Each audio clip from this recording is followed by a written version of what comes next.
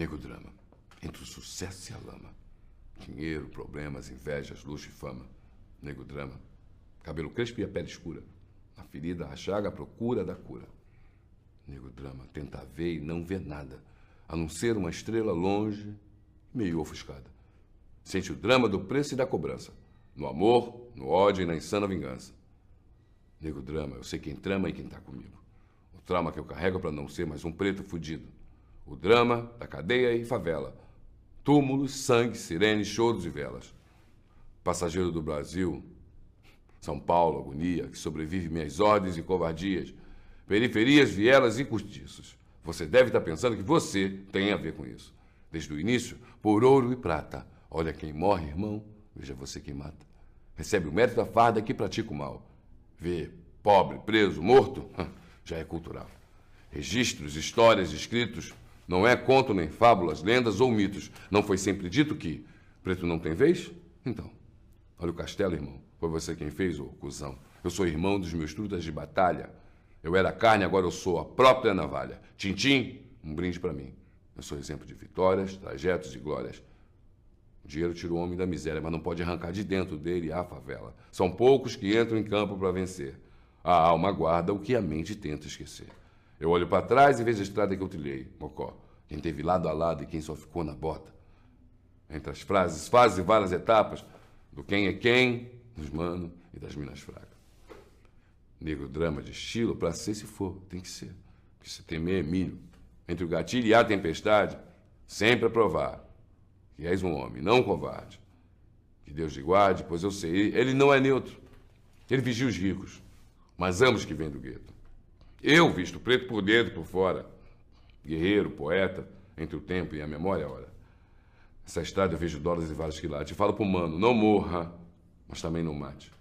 O tic-tac não espera vejar um ponteiro. Essa estrada é venenosa e cheia de morteiro. Pesadelo é um elogio. Para quem vive na guerra, a paz nunca existiu. Num clima quente, a minha gente sofreu. Eu vi um pretinho e seu caderno era um fuzil. Nego drama.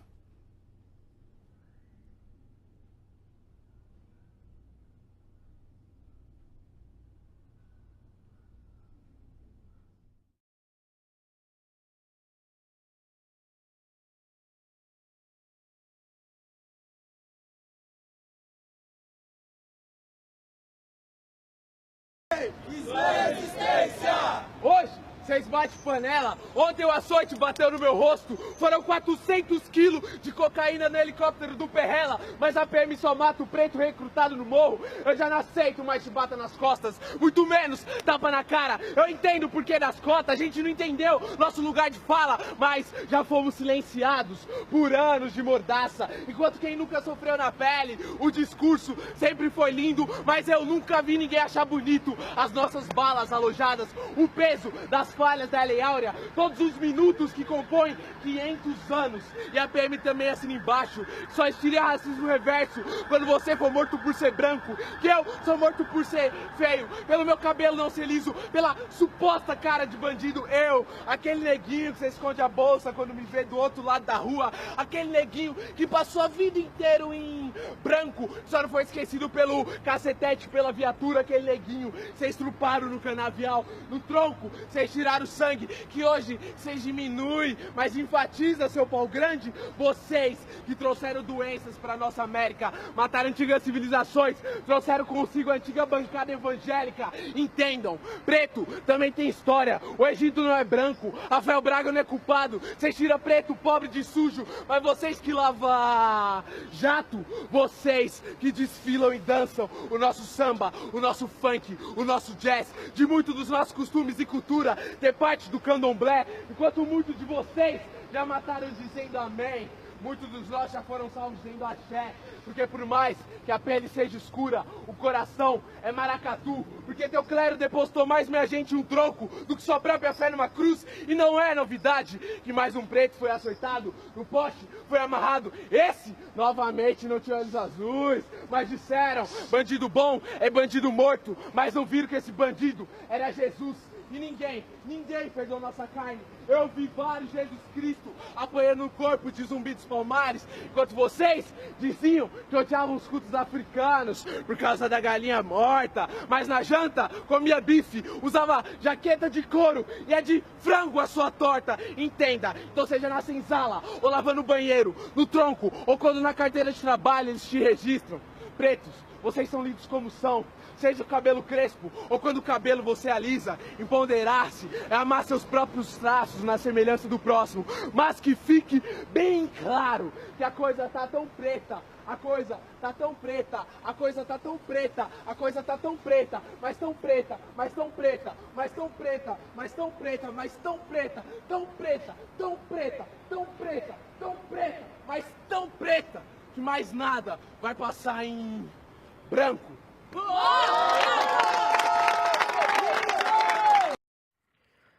Na década de 1950, a população de afrodescendentes dos Estados Unidos, principalmente nos estados do sul do país, viviam em um regime de segregação racial.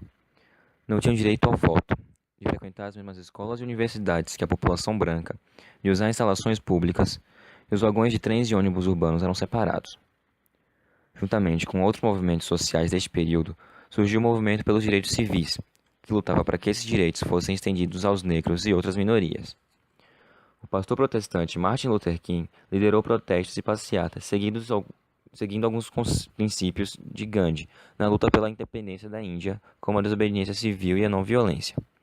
Com isso, em 63, o presidente John Kennedy apresentou ao Congresso americano um projeto sobre as leis dos direitos civis.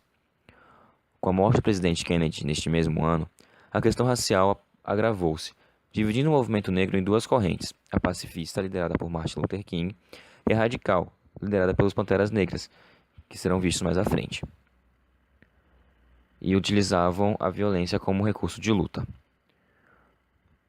No Brasil, o movimento negro intensificou-se na década de 70, motivado pelo acompanhamento dos movimentos nos Estados Unidos, pelas lutas da libertação na África e pelos acontecimentos internos, como a repressão dos governos militares. Neste contexto, os movimentos negros utilizaram a questão da identidade étnica como instrumento de conscientização de um grupo diferenciado, conduzindo à percepção das desigualdades e carências em relação aos outros grupos, favorecendo a luta pela democracia. Em 1978, os movimentos negros se organizaram, formando um movimento negro unificado contra a discriminação racial. Darwinismo social é a teoria da evolução da sociedade. Recebe esse nome uma vez que se baseia no darwinismo, que é a teoria da evolução desenvolvida por Charles Darwin no século XIX, que demonstra que os organismos vivos tendem a produzir descendentes ligeiramente diferentes dos pais, com um processo de seleção natural favorecendo aqueles que melhor se adaptam ao ambiente. Alguns seres têm propriedades que se tornam mais aptos para sobreviverem, evoluindo e transmitindo as características dos seus descendentes. Darwin concluiu que as criaturas da fauna e da flora que não se adaptam ao meio em que vivem estão fadadas ao desaparecimento. Verifique que essa teoria se refere ao universo da vida biológica em nosso planeta e, em nenhum momento, o cientista se arrisca em interpretações sociológicas do ambiente humano. Até porque, como médico e naturalista, esse não era seu objeto de trabalho. E, quando instigado a fazer qualquer comparação entre sua teoria e o meio social, Darwin exclamava com indisfarçável inquietação: se a miséria de nossos pobres não é causada pelas leis naturais da natureza, mas por nossas instituições, grande é a nossa culpa. Todavia, difundira-se no século XIX e XX interpretações que utilizavam a teoria da seleção natural como instrumento de análise do meio social. Ideologias racistas e preconceituosas, estas que visavam explicar e legitimar de maneira determinista e reducionista a desigualdade em um sistema capitalista que alega ter a igualdade como uma palavra de ordem, onde acreditava na premissa da existência de sociedades superiores às outras e que, nessa condição, as que se sobressaem física e intelectualmente devem e acabam por se tornar as governantes, enquanto as outras, menos aptas, deixariam de existir porque não eram capazes de acompanhar a linha evolutiva da sociedade. entrariam em extinção acompanhando o princípio de seleção natural da teoria da evolução. E acreditavam também que as sociedades evoluem naturalmente de um estágio inferior para os estágios superiores e mais complexos de organização social. Deste modo, se acreditava que se os europeus eram tão bons dominadores, esse fato decorria de a sua raça ser superior às demais. Assim, os povos ditos civilizados, os europeus, têm o dever de ocupar, dominar e explorar as culturas mais atrasadas, a fim de levar-lhes desenvolvimento, progresso, avanço tecnológico e permitir-lhes que alcancem os estágios superiores de civilização.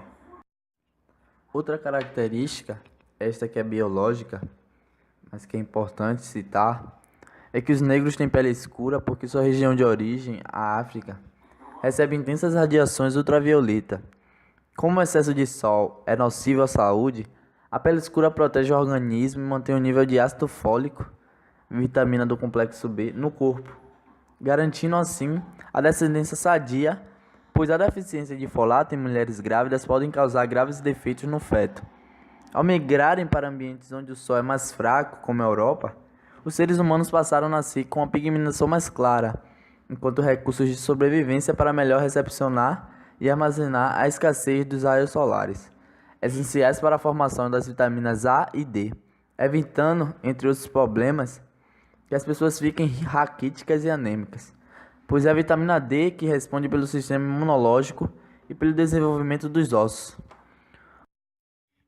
O movimento negro no Brasil surge ainda de forma precária e clandestina durante o período escravista.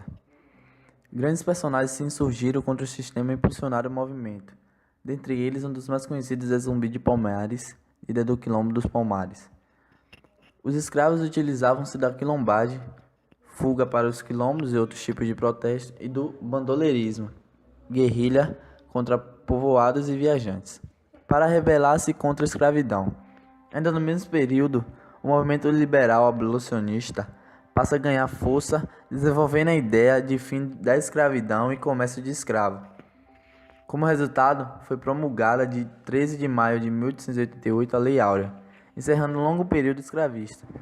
A população negra inicia então um novo desafio, a luta contra o preconceito e desigualdade social. Ao final do século XIX e durante a grande parte do século XX, circulam jornais e revistas voltados aos negros. Os periódicos são fundados por associações dos mais diversos tipos, desde carnavalescas até literárias. As publicações começam com o intuito de discutir a vida da população negra em geral e promover assuntos interessantes à época. Porém, esses periódicos acabaram se tornando meios de denúncia de atos praticados contra negros, das dificuldades desse grupo no período pós-escravista, da desigualdade social entre os negros e brancos e das restrições sofridas em decorrência do preconceito racial. O agrupamento de todas as publicações passou a ser conhecido como Imprensa Negra Paulista. Dentro deste mesmo período, em 1931, é fundada a Frente Negra Brasileira. Esse movimento viria a se transformar em partido político, extinto com os demais na criação do Estado Novo. Após o Estado Novo, esses grupos começaram a se organizar, formando entidades importantes na história pelo direito dos negros, tendo como exemplo a União dos Homens de Cor e o Teatro Experimental do Negro. Já na década de 60, a caminhada dos grupos do Brasil ganha novas influências e referências como o movimento dos direitos civis nos Estados Unidos e a luta africana contra a segregação racial e libertação de colônias. Destacam-se personalidades como Rosa Parks, Martin Luther King, Nelson Mandela e Abdias Nascimento, assim como influências divinas do movimento conhecido como Black's Beautiful. Alguns anos depois, na década de 70 e 80, vários grupos são formados com o intuito de unir os jovens negros e denunciar o preconceito. Protestos e atos públicos das mais diversas formas passam a ser realizados, chamando a atenção da população e governo para o problema social, como a manifestação no Teatro Municipal de São Paulo, que resultaria na formação de um movimento negro unificado. A Marcha Zumbi, realizada em Brasília em 1995, contou com a presença de 30 mil pessoas, despertando a necessidade de políticas públicas destinadas aos negros, como forma compensatória de inclusão nos campos socioeducativos. Com dados alarmantes do IBGE e IPEA, um decreto do governo FHC instituiu o Grupo de Trabalho Interministerial para a Valorização da População Negra. Porém, a instauração de medidas práticas passa a ser realizada só após a Conferência Municipal contra o Racismo, Discriminação Racial, Xenofobia e Formas Correlatadas de Intolerância. A partir desse momento, o governo brasileiro passa a ter interesse em demonstrar efetivamente o cumprimento de resoluções determinadas internacionalmente pelo órgão de direitos humanos. Desse momento em diante, são criados programas de cotas, iniciativas estaduais e municipais, e em 2003, a Secretaria Especial de Políticas de Promoção de Igualdade Racial da Presidência da República. O panafricanismo pode ser reduzido como uma ideologia que propõe a união de todos os povos da África, como forma de potencializar a voz do continente no contexto internacional.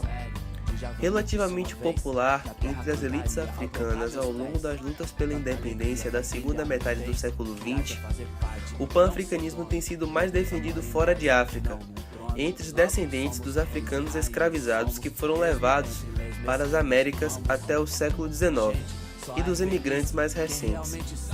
Eles propunham uma unidade política de toda a África e o reagrupamento das diferentes etnias, divididas pelas imposições dos colonizadores. Valorizavam a realização de cultos aos ancestrais e defendiam a ampliação do uso das línguas e dialetos africanos, proibidos ou limitados pelos europeus, tendo a ideologia pan-africanista como justificativa para a união dos povos e, consequentemente, um fortalecimento na luta contra tantas restrições.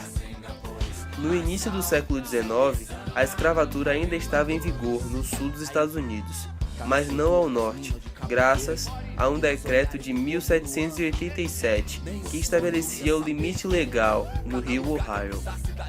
Uma minoria de negros no norte tinha atingido uma posição socioeconômica próspera, e alguns dos representantes desta classe começaram a desenvolver um sentimento de fraternidade racial, que resultou no movimento De Volta para a África, consequentemente pan-africanista.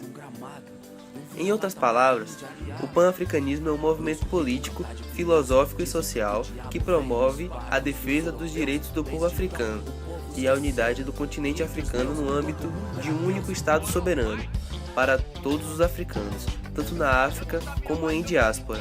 E é justamente por esta característica que ele é muito mais defendido fora de África, já que dentro de África há uma consciência das diferenças individuais dos povos, o que um Estado soberano e absoluto tomando todo o continente não conseguiria respeitar, nem em sua parte ideológica e teórica.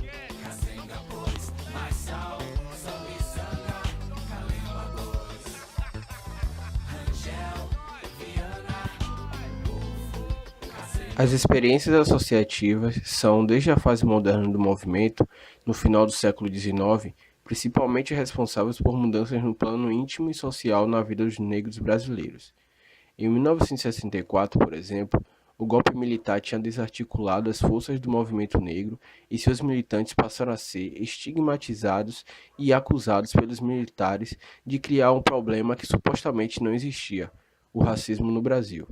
No entanto, mesmo nesse período de repressão política, pequenos grupos se reuniam em várias cidades para discutir a cultura negra e o contexto político. A informalidade era, nessa época, uma forte característica do movimento negro. Em sua grande parte cultural, essas experiências informais, embora não pudessem se organizar em uma luta política mais aberta, ou não se configurasse como uma estratégia associativa, enquanto formação de entidades, funcionavam como espaço onde se formavam novas identidades e solidariedades comunicativas, capazes de tematizar novas questões e agregar novos atores. Assim, essas experiências funcionavam mais como um espaço onde as pessoas e os grupos trabalhavam as experiências de desrespeito, de ausência de reconhecimento nos planos primário, legal e social. Com o advento da década de 1970, o período de ascensão dos movimentos populares, sindical e estudantil, o movimento negro começou a se organizar politicamente. Algumas experiências associativas ganharam destaque ao atingirem um maior número de pessoas em uma dimensão mais ampla do que as experiências anteriores e realizarem, assim, um movimento negro popular. O Ileaie, criado em 1974 em Salvador, é exemplo de experiências que objetivavam conscientizar as pessoas negras e fortalecer uma ação política e cultural voltada para a temática afro-brasileira.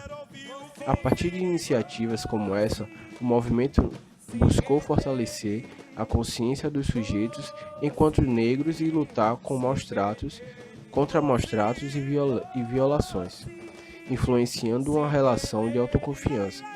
Além disso, boa parte das experiências associativas desse período processaram a experiência do reconhecimento negado na sociedade brasileira para provocar mudanças também na comunidade de valores. A forma, então, como o movimento negro brasileiro escolheu se opor à opressão e buscar a reconfiguração dos quadros de significação foi reivindicar a dignidade e o orgulho raciais. Essa ação de valorização do negro brasileiro deu frutos visíveis. Surgiram os blocos afros, os grupos de rap e os bailes funks. Além disso, aumentou o número de brasileiros que antes se identificavam como morenas ou brancas, mas que agora se identificam como negras.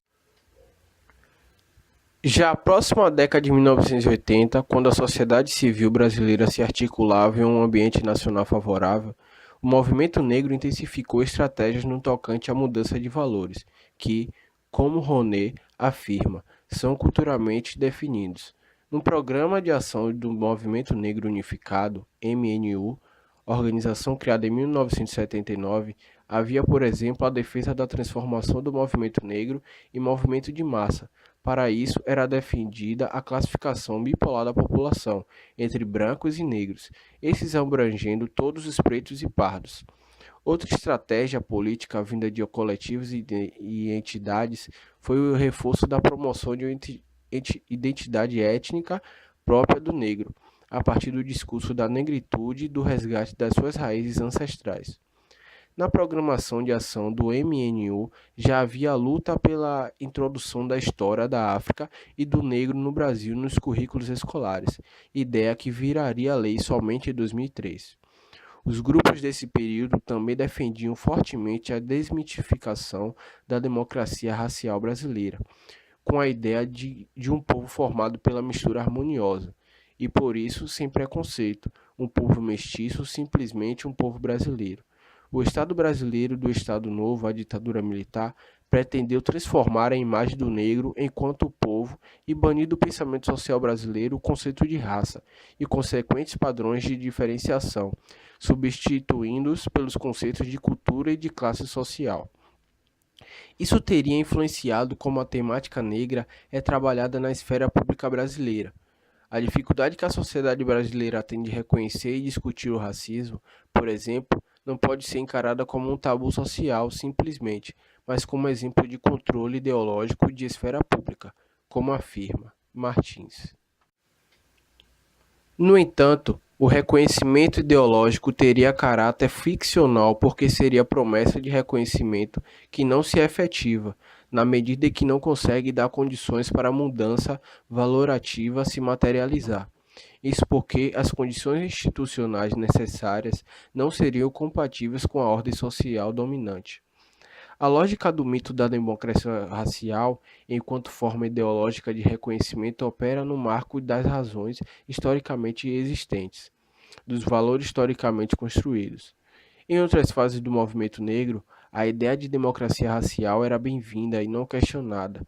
O conflito entre essa visão oficial e a realidade de preconceito e discriminações vivida pelos negros brasileiros não era elaborado pelos grupos, não era exposto nas experiências associativas, nem questionado na interlocução que se conseguia ter com o Estado.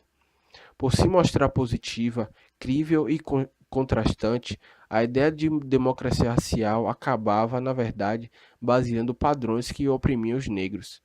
Mas essa opressão não ficava evidente.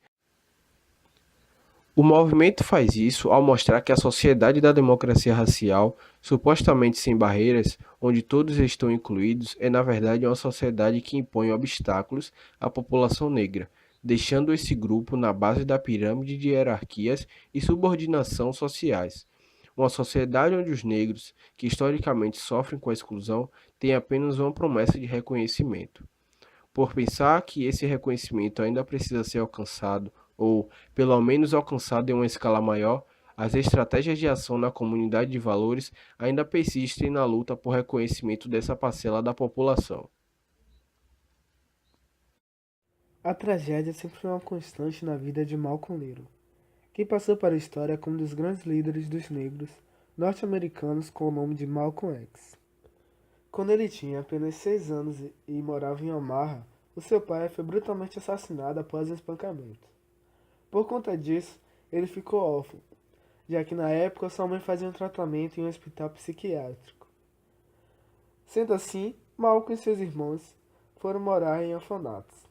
Pouco tempo depois, com a irmã mais velha, foi morar em Boston. Depois, ele transferiu-se para o Harlem, bairro de maioria negra em Nova York. Durante sua adolescência, trabalhou como engraxate e começou a beber, a fumar e a comercializar drogas, principalmente maconha, além de frequentar casas de prostituição. Escapou do serviço militar fingindo-se de louco. Na mesma época, começou a praticar pequenos assaltos no Harlem, onde passou a assaltar residências, até que acabou sendo preso em 1946. Foi justamente na prisão que ocorreu uma grande transformação na vida de Malcolm X. De assaltante e vendedor de drogas, passou a estudar o islamismo, seguindo os ensinamentos de Elijah Muhammad, líder da nação do Islã. Ao sair da cadeia em 1952, Malcolm X transformou-se em um dos mais carismáticos líderes negros dos Estados Unidos. Enquanto Martin Luther King apostava em uma resistência pacífica como arma para enfrentar o racismo, Malcolm X defendia a separação das raças, a independência econômica e a criação de um Estado autônomo para os negros. Ao lado de Elijah Muhammad, viajava pelos principais estados norte-americanos para pregar as suas ideias e defender a libertação dos negros. Entretanto, o projeto não foi à frente, mas deu ainda mais fama ao ativista. Em 1964, já casado, fundou a organização Muslim Mosque Inc. e mais tarde a Afro-American Unity. Um ano antes, após uma viagem para Meca, cidade sagrada dos muçulmanos, mudou seu nome para Al-Haji Malik Al-Rabais. A partir daí, passou a defender uma posição conciliatória em relação aos brancos, fato que o deixou isolado, sobretudo em relação ao islamismo. No dia 21 de fevereiro de 1965, quando discursava no Harlem, Malcolm X foi assassinado com 13 tiros, ao lado de sua mulher Betty, que estava grávida e de suas 4 filhas. A polícia dos Estados Unidos não encontrou provas, mas sempre suspeitou da participação da nação islã no crime. As ideias de Malcolm X foram divulgadas principalmente nos anos 70, por movimentos como Black Power e Panteras Negras. A vida do ativista norte-americano também ganhou documentários e filmes, sendo Malcolm X dirigido por Spike Lee em 1992, o mais famoso. Um dos grupos mais radicais na luta contra o preconceito racial nos Estados Unidos durante o século XX foi o Partido dos Panteras Negras, formado na década de 1960 por Huey Newton e Bob Seale, na cidade de Oak Island, na Califórnia. Os Panteras Negras diferenciavam-se das ações pacifistas pregadas por Martin Luther King e do caráter religioso islâmico dado à luta dos negros por Malcolm X. Denominados inicialmente de Partido dos Panteras Negras para a autodefesa, o grupo passou a adotar o marxismo como orientação política, buscando interligar a perspectiva da luta de classes entre burguesia e trabalhadores, articulando com o contexto da luta racial nos Estados Unidos.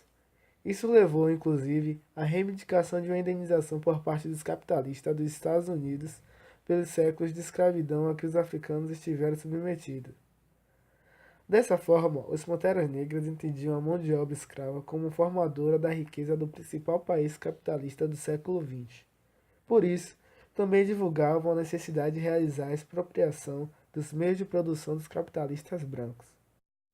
O contato com as posições políticas defendidas por Mao Tse-tung em seu livro vermelho serviram ainda para o grupo se ver como uma vanguarda na luta do movimento negro estadunidense. Uma das formas de ação dos Panteras Negras era o armamento das comunidades negras. Tal posicionamento era decorrente dos constantes atos de violência e brutalidade policial a quem estavam submetidos cotidianamente. Por isso, a ação inicial do grupo era contra uma das principais instituições repressivas do Estado, a polícia. Inúmeros foram os casos de confrontos armados entre os Panteras Negras e as forças policiais, resultando em mortes tanto entre os militantes quanto os policiais. Um exemplo foi o de Huey Newton, que foi preso em 1967 pelo assassinato de um policial em Oak Island. A prisão resultou em um movimento para sua libertação chamado por seu camarada Edward Cleaver. Essas medidas objetivavam também apontar o que os Panteras Negras consideravam como injustiça, pois quando eram julgados, a maioria dos jurados era formada por pessoas brancas. Frente a isso, reivindicavam que os processos contra membros da comunidade negra fossem julgados por pessoas da mesma cor de pele. Com o passar dos anos, o grupo conseguiu projeção nacional. Ações assistenciais eram realizadas, como a criação de escolas comunitárias, distribuição gratuita de alimentação, bem como a criação de centros médicos destinados a atender a comunidade negra. O objetivo do partido era também organizar as comunidades negras dos Estados Unidos para a defesa de seus próprios interesses, além de construir uma consciência própria desse setor da sociedade, o que passava ainda por uma educação de seus membros, com o objetivo de contar a história da população negra nos Estados Unidos de acordo com as suas próprias perspectivas. A radicalização das ações, o fortalecimento dos Panteras Negras, inclusive com a compra de armas e a unidade de ação conseguida contra os grupos, levaram o FBI a intensificar a perseguição ao partido. J. Edgar Hoover, chefe do FBI à época, chegou a apontar as Panteras Negras como principal ameaça à segurança interna dos Estados Unidos. Mas a repressão teve resultado. Ao longo das décadas de 1970 e 1980, várias prisões de membros dos Panteras Negras foram realizadas, encarcerando-os durante vários anos. Problemas internos, como disputas políticas e o uso de drogas, também contribuíram para o enfraquecimento do partido. Após a década de 1990, os Panteras Negras perderam expressão política. Entre as décadas de 1960 e 70 nos Estados Unidos, a população negra articulou o movimento Black Power, Poder Negro em tradução livre, que reivindicava direitos civis e o fim das leis segregacionistas, em vigor entre o século XIX e 1965, que delimitavam espaços para negros e brancos. Entre os líderes do movimento estavam figuras como Angela Davis, Martin Luther King Jr. e Malcolm X. O Partido dos Panteras Negras, Socialistas e Revolucionário, foi uma de suas principais organizações. Dentro desse contexto mais amplo de reivindicações de direitos, o movimento cultura Black is Beautiful tinha o propósito de desconstruir a noção incutida pelo racismo de que o fenótipo natural negro, pele escura, cabelo crespos e traços faciais, é feio ou menos atraente do que o padrão de beleza eurocêntrico. A máxima prega a valorização da cultura e identidade negras, além da exaltação desses traços físicos. Propõe que mulheres e homens eliminem as práticas usadas para alisar o cabelo e clarear a pele. Penteados e moda afro ganharam destaque na época. O movimento se espalhou para outros países e foi amplamente incorporado pelo movimento da consciência negra na África do Sul. No Brasil, o movimento ficou conhecido como Negro é Lindo. O batuque dos tambores, o colorido das fantasias, a dança e a alegria contagiante são as marcas dos blocos afros, que há 40 anos arrastam milhares nas ruas de Salvador e representam a cultura negra. Em 1974, no bairro da Liberdade, dois amigos decidiram criar uma agremiação carnavalesca formada só de negros. Nascia assim o Ilê Aie. Antônio Carlos, um dos fundadores, conta que o bloco afro surgiu para combater o racismo. Ele dizia que na época os grandes blocos e clubes eram todos de brancos. A participação do negro era só tocando ou carregando alegorias. Por isso, eles resolveram criar um bloco onde o negro fosse também peça principal. O primeiro desfile teve 100 participantes. 4 décadas depois, os associados somam mais de 3.000. Em sua trajetória, o Ilê Aie levou novos ritmos para a festa e contribuiu para a criação de outros blocos afros. Para o professor do Instituto de Humanidades, Artes e Ciências da Universidade Federal da Bahia, Paulo Miguel, os blocos afros contribuem para a preservação da cultura africana na Bahia. Os blocos afros têm uma importância na cena cultural baiana que ultrapassa largamente o carnaval. Quando emergem, causam um impacto que vai se espraiar pelo conjunto da cultura baiana e vai trazer não só um desejo da participação da festa, mas um desejo de afirmação étnica e política das comunidades negras e mestiças, explica ele. Nas músicas, os blocos falam sobre a valorização da cultura negra e a luta contra o preconceito. O ritmo fica por conta dos instrumentos de percussão. Baianas, Nomeado Patrimônio Cultural da Humanidade pela Unesco, o Pelourinho, no centro histórico, é palco dos desfiles da maioria dos grupos e também onde surgiu o Olodum, que tem como marca o samba reggae. O Olodum criou esse ritmo com o músico Neguinho do Samba nos anos 80 em Salvador.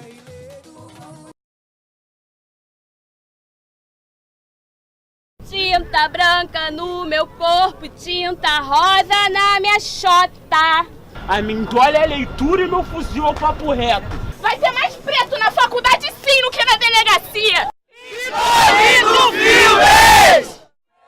De mulher! É o que ela quiser! RJ! Se pelo menos eu soubesse meu verdadeiro sobrenome, meu país, minha terra. Ah, se eu soubesse, já era.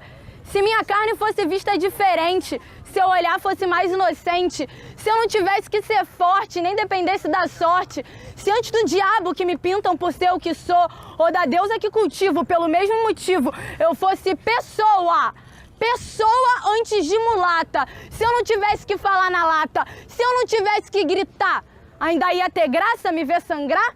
E se eu quisesse me vingar? Vocês acham que nós não lembrava do estupro da escrava? Que vocês ainda comemoração porque o resultado? A linda miscigenação. Ou vocês acham que nós esquece a tragédia dos Mec que termina lá no Citotec? Sim, aborto. A pergunta agora é se o feto era vivo ou morto. E ela? Crucificada aos 16, sem ajuda de nenhum de vocês. Sozinha, pedindo aos céus ajuda de manhinha. Mas aqui só tinha inferno e um julgamento eterno. Se não vai pra prisão, pode ir pro valão, taxada de puta na televisão. Pra nós, ninguém reserva oração.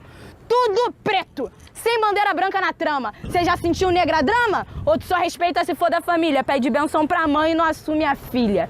É que vocês não gostam de mulher, vocês gostam de buceta, de preferência branca, mas com bunda de preta. Até serve comer mulata, mas se for aqui te acata. E os manos sempre diz que são todo errado. E aí quer pagar de aliado, mas vocês têm que entender nosso lado. Nós não atura papo de mandado, porque o papo não faz curva. Aqui o papo é reto. Você vai se arrepender de me fazer de objeto.